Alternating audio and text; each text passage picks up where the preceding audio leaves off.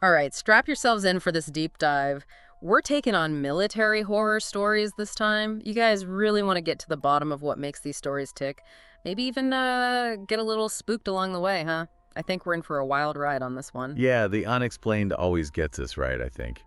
Especially when it's set against the backdrop of, like, the military, where Yeah. you'd think, order and discipline would be king. Exactly, that's what makes it so creepy. The source material is perfect for this too. We've got a YouTube video from Mr. Nightmare. It's called Three Very Disturbing Military War Horror Stories. We've got abandoned bases, strange sounds, cryptic messages, the whole 9 yards, even some encounters that left, like military personnel shaken years later. What really stood out to you when we were prepping for this one? It's interesting. It's like a blend of firsthand accounts and what sound like almost like urban legends.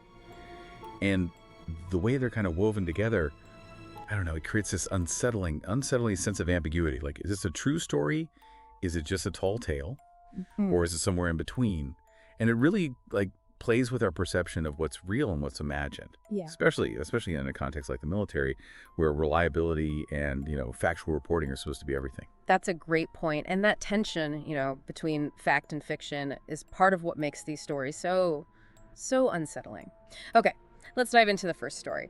This one takes us to an Air Force base in Louisiana, where even the most seasoned personnel seem to have some chilling experiences. The narrator, he was stationed there back in 2006, and right from the start, he's just bombarded with these spooky stories, Yeah, it immediately sets the tone, right? It's like stepping into a place where the supernatural is already just part of everyday life. And it primes you to be more receptive to these stories, even if you're normally, a bit skeptical. Right, it's like the base itself has this eerie reputation that comes before it. So this story, it focuses on a specific incident that happened to the narrator years later. But it starts with a story he's told as a new recruit. It's about a girl who died on a construction site at the base. Apparently she fell from some scaffolding while her dad was working there. It's tragic, obviously. But how does this early story connect to what he experiences later? I think it plants a seed, right? It becomes part of the base's lore, this underlying, I don't know, anticipation. You keep wondering, is there something really malevolent at play here? Here's where it gets creepy. Years later, this recruit is patrolling this abandoned area of the base. And get this, they're driving around in a cattle truck because their regular vehicle was in the shop. It's 4 a.m, pitch black. They're driving down this street, the very street where the girl supposedly died. They even called it Echo Street. And both the recruit and his partner, they both hear this terrifying woman-like groan. Oh, wow. So it's like the story he heard years ago, it comes to life. Right. It manifests in this very real, very auditory experience. And the power of suggestion belief, it all plays a role in shaping how we perceive events, especially when we're in a heightened emotional state. Yeah, exactly. And the sound he describes is just bone-chilling. He says it was like someone struggling to breathe while being strangled. And to make it even worse, it seemed to be coming from inside and outside the truck at the same time. They hightail it out of there, report it to their flight chief. And what's really creepy is the flight chief actually confirms he's had similar experiences at the same base. He doesn't dismiss it, he validates it. What do you make of that?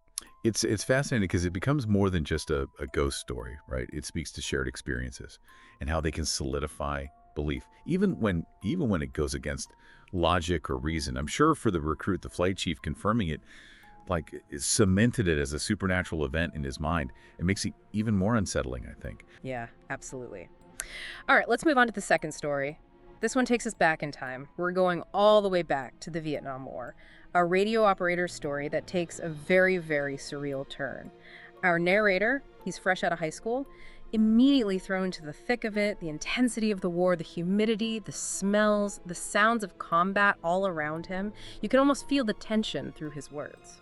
Yeah, the Vietnam War itself, it's such a unique backdrop for these kinds of stories.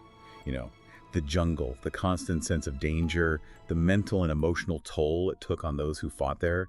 It's a breeding ground for paranoia and fear. You're telling me. Okay, so this young recruit, he's summoned to meet with this mysterious intelligence officer, guy named Rock Douglas. Late 50s, unsettling demeanor. Even the commanding officer seemed kind of wary of him. Something about this guy just screams red flag. What do you think the writer was going for by introducing a character like this? Breaking the mold a little bit, right? It's someone who doesn't fit the expected hierarchy or behavior. Yeah. Immediately, it injects this sense of unease into the story. Like, who can you trust? Especially in a war zone where that's already a challenge. That's a good point. So our narrator is assigned to Douglas's unit. They're flown to this heavily wooded area, really isolated. There are other soldiers there, but the whole atmosphere is strange. They're wearing gas masks, just staring blankly, almost dehumanized. The recruit tries to talk to them, but she just gets these like cold, emotionless glares. It's like they've lost their individuality. Yeah, it's chilling. Like they've been transformed into something else, something less than human.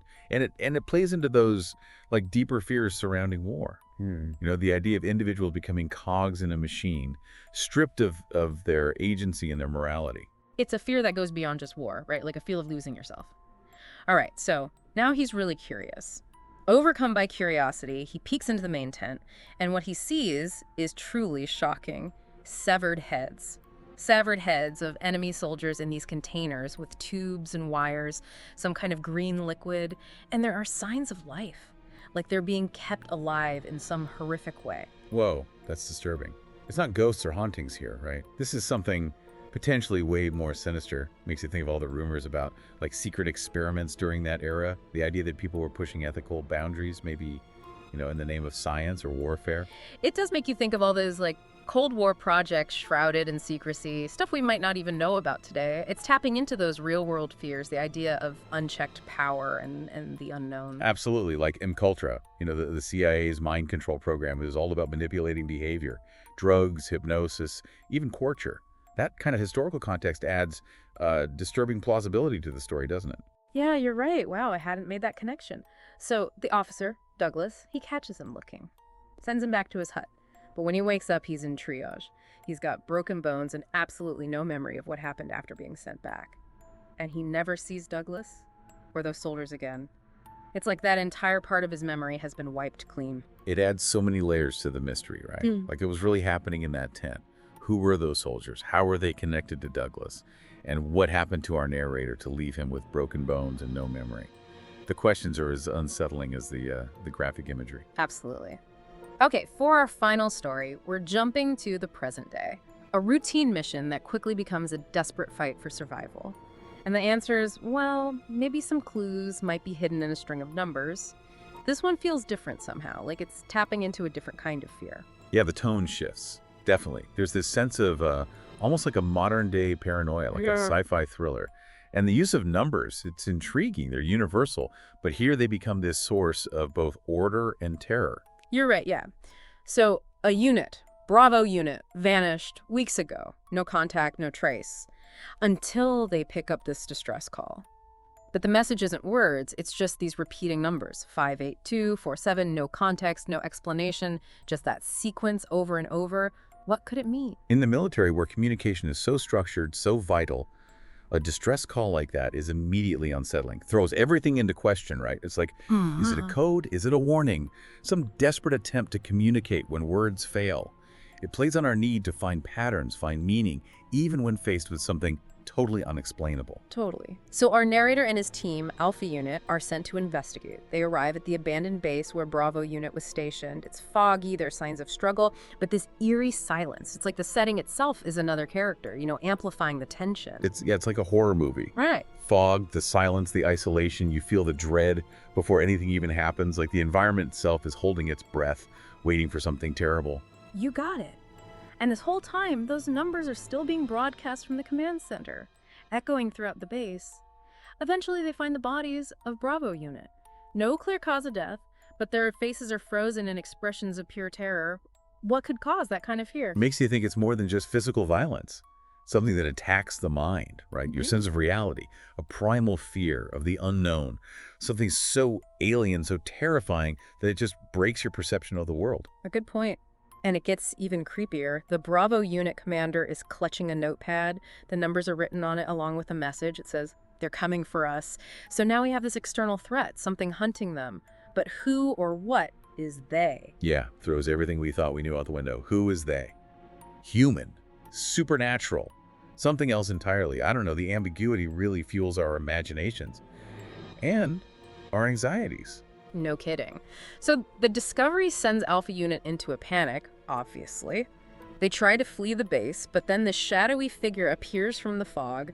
They get to their vehicle, try to contact command, but their transmission, it's cut off by the numbers again. It's like they're being pursued, but by what? That's where it becomes truly nightmarish. It blurs the lines between reality and what's imagined, makes you wonder if the threat is something beyond our comprehension. Yeah, it really does. And that's where we'll leave it for the first part of this deep dive.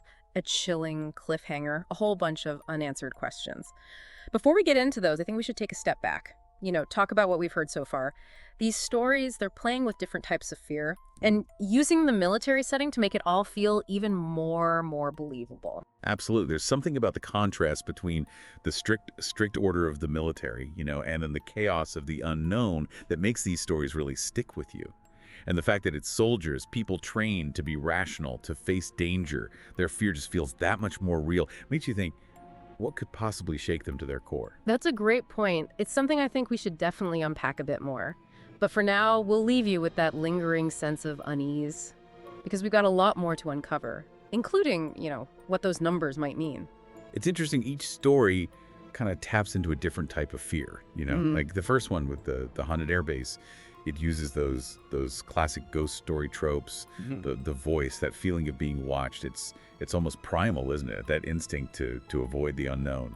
Oh, totally. And then that second story with the Vietnam War and the possibility of secret experiments, it shifts to a more psychological thing, right? Less about ghosts, more about, human cruelty, and that unsettling idea that there are things happening we just don't understand. Yeah, exactly. Makes you wonder what we're capable of, especially in times of war.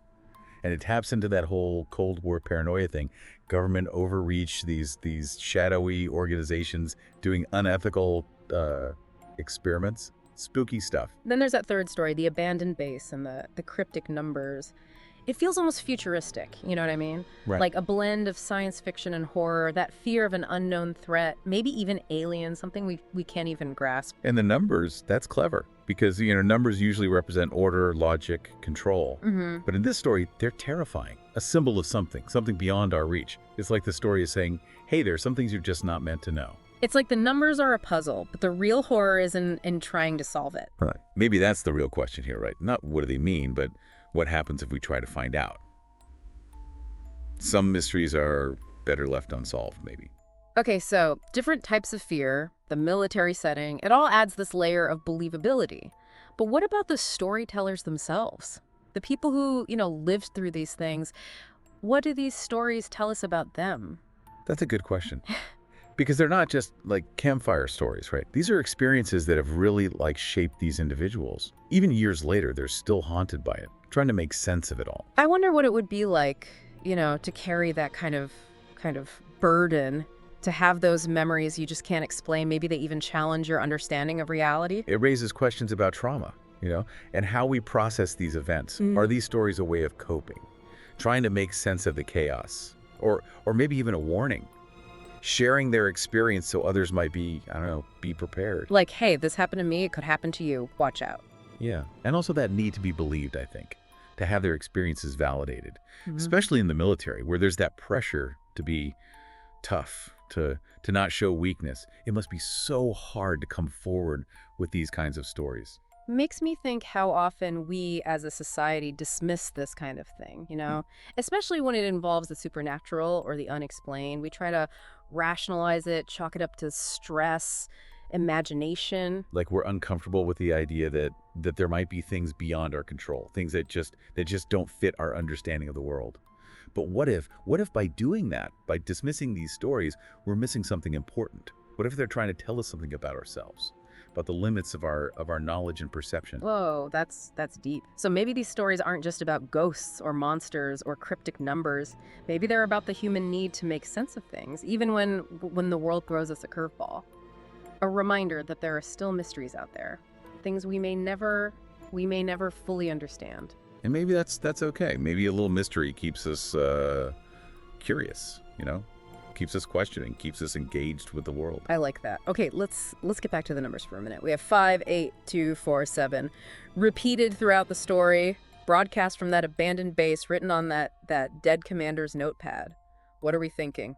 code, warning, coordinates. If it's a code, I mean, the possibilities are endless, right? Could be a military cipher, a location, a date, a time, some sequence of events. And the fact that it's repeated over and over makes you think it's important, that it's the key to understanding what happened to Bravo unit. Right. But it could be symbolic too, not literal. Maybe they represent something abstract, like a countdown, a threshold, a point of no return. Or maybe they're meant to evoke a feeling, an idea, instead of a specific message. That's an interesting take. Maybe they're supposed to tap into our anxieties, make us feel uneasy. Numbers can be powerful symbols, especially in a context like this. And the fact that the story never explains them, well, it leaves it to the audience to figure it out, right? To come up with their own interpretations. It's like interactive horror almost. The fear comes not just from the story itself, but from our own imaginations. Exactly. And that's what makes it so effective. More questions than answers. It makes us face our own fears of the unknown. And who knows, maybe the real horror isn't in the numbers themselves, but in what we imagine they represent. Okay, so we've looked at the stories, we've talked about the themes, we've even tried to crack the code of these numbers. But what about the bigger picture? What do these military horror stories as a genre tell us about ourselves? What is it about them that keeps drawing us in? I think it goes back to that fascination with the unknown, that need to make sense of the world around us. The military with all its rules and control, it's such a contrast to the chaos and uncertainty of the supernatural. We're drawn to these stories because they represent a clash, I think, between the rational and the irrational. That makes sense. It's like we're trying to reconcile these two contradictory parts of ourselves, the desire for order and knowing what's going to happen, and then that other side of us that knows there are things we'll just never understand. Exactly. And I think they also tap into our anxieties about the future. That Vietnam story with the secret experiments and government control, it speaks to our fear of technology being used for bad purposes. And the modern one with the numbers and the unknown threat, maybe that's a reflection of our anxieties about how complex and uncertain the world is becoming. It's like these stories are holding up a mirror to our collective fears, the things that keep us up at night. But they're also giving us a way to process those fears, to face them in a safe place. Yeah, like a form of catharsis, facing the darkness and coming out the other side, shaken maybe, but still whole. Maybe that's the big takeaway here. They're not just meant to scare us. They're helping us make sense of a world that can feel, chaotic and unpredictable. And maybe, just maybe, by naming our fears, by giving them a voice, we can learn to live with them, find a way to navigate the unknown without being consumed by it. That's a powerful message. And it brings us back to our listeners. What can they take away from this deep dive? What questions should they be asking themselves? Well, I think the first thing is to remember that these stories, even when they're based on real events, they're still stories. They're meant to entertain, to make us think, not to give us like a factual account. Right. We have to be critical, recognize the storytelling, the embellishment that goes into these kinds of accounts. But even with that in mind, I think they can be really powerful. They challenge our assumptions, make us question what we think we know, and open our minds to the possibility that there's more out there than we realize. And maybe that's the biggest takeaway of all, right? Stay curious, stay open to new ideas, and never stop questioning the world around you. Okay, so we've covered a lot of ground here. Explored the stories, analyzed the themes, tried to crack the code of the numbers, even talked about what these stories tell us about ourselves and the world. But as we wrap up this part, there's still this one question, The numbers, right? The numbers, 58247, still a mystery after all this. What do they mean? And that's the beauty of a good mystery, isn't it? It stays with you, makes you want to keep searching for answers. So returning to you, dear listener, what do you think? What have we missed? What can you bring to the conversation? Let us know. Because in the end, the meaning we find in these stories, it's often a reflection of ourselves, our beliefs, our fears, how we see the world. And that's where we'll leave it for this part of the deep dive, but stick around, because in the final part, we're going to dig into some of the theories surrounding those mysterious numbers, and we'll offer some final thoughts on the power of military horror stories. Okay, we're back and ready to wrap up our deep dive into military horror stories. We've really gone in deep on these stories, haven't we? Analyzed the themes, talked about what they say about us, about our fears, and what keeps us coming back for more. But there's one piece of the puzzle we just haven't quite solved yet. Those numbers, 5, 8, 2, 4, 7. They've been stuck in my head this whole time, I swear. Me too. And remember, we left our listeners with a challenge. Try to come up with their own interpretations of those numbers, what they could mean. Anything interesting come up? Oh, we were flooded with theories. Some really creative stuff. A lot of people tried converting them to letters, thinking it might be like an acronym or a coded message. Some were looking for patterns, math sequences or historical dates. I bet some went down the numerology rabbit hole too. Oh, for sure. We got some super detailed breakdowns of the numbers' vibrational frequencies, their significance in different belief systems. It's amazing how a few numbers can spark so many different interpretations. It really shows how powerful symbols are, right? We project our own beliefs and anxieties onto things that are open to interpretation. Exactly. And I think that's part of what makes that story so effective. It doesn't give us any easy answers. Leaves us with that uneasy feeling of not knowing, of having to sit with the unknown. Okay, so we've heard from our listeners. What about us? Any new theories on those numbers since we last spoke? I keep thinking, what if there were distraction? A red herring? Like, what if the meaning isn't actually the key to the mystery at all? What if the real horror is in something else entirely, something we're missing? Whoa, okay. So you're thinking they're meant to divert our attention from something worse, maybe, something lurking below the surface. Yeah. Remember how the story focused on the look of terror on the Bravo unit members' faces? Mm-hmm. It wasn't just something that killed them. It was something that broke their minds, their whole perception of reality. Right. And that shadowy figure, the one that came out of the fog, it was never really explained. What if that's the real threat?